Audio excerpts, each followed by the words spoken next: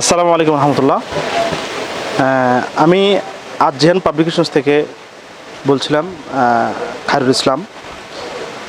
আন্তর্জাতিক ইসলামিক বইমেলা 2025 বাইতুল মোকাররম পূর্ব গেট থেকে।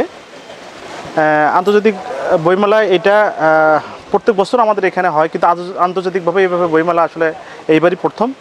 তো এবার বইমেলাটা আমাদের পূর্ব গেট এবং দক্ষিণ গেট এই দুইটা মিলে এবং এবং মানে আরও সামনের দিকে রাস্তা সহ আমরা এটা ডেকোরেশনটা অনেক সুন্দর করে এবার আন্তর্জাতিক পর্যায়ে যেভাবে আসলে মেলা করা উচিত সেইভাবেই আমরা ইসলামিক বইমেলাটা আমরা করার চেষ্টা করছি।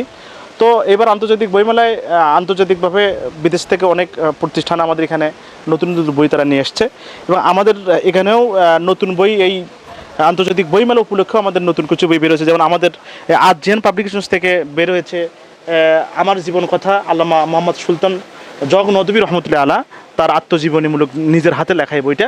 এবং আরও বের হচ্ছে কোরআনের সুদীপ্ত আহ্বান। এটা হচ্ছে এই বইটা আমরা বের করেছি যে আল্লাহ সুবহানাহু ওয়া তাআলা সম্বোধনসূচক যত আয়াত কোরআনে কারিমে নাজিল করেছেন সমস্ত আয়াতগুলো আমরা এখানে সন্নিবেশন করে বইটা আসলে বাজারজাত করার চেষ্টা করেছি।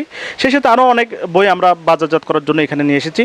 তো যারা এই বইমেলায় এখন আসছেন এবং যারা আসবেন, আমি আপনাদের বেশি আহ্বান করব যে এই আন্তর্জাতিক বইমেলা ইসলামিক বইমেলা এখানে আমাদের মূলত জীবন পরিবর্তনের লক্ষ্যে মৌলিক যে বইগুলো আমাদের পরিবারের জন্য প্রয়োজন সেই বইগুলো এই মেলাতে আমরা আপনাদেরকে দেওয়ার চেষ্টা করেছি।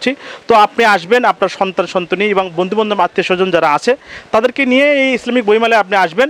আসে আপনারা আপনাদের পছন্দের বইগুলো দেখবেন, দেখে আপনার যদি মনোমুগ্ধ হয় তাহলে আপনি নেবেন, না হলেও আপনি যদি নাও নিতে পারেন তারপর অন্তত এসে বইমেলায় আপনি উপভোগ করবেন, যেন আপনার দেখা দেখি আরও অন্য মানুষ বা আপনার আত্মীয় স্বজন বন্ধুবান্ধব এসে তাদের পছন্দের বইগুলো তারা এখান থেকে সংগ্রহ করতে পারে।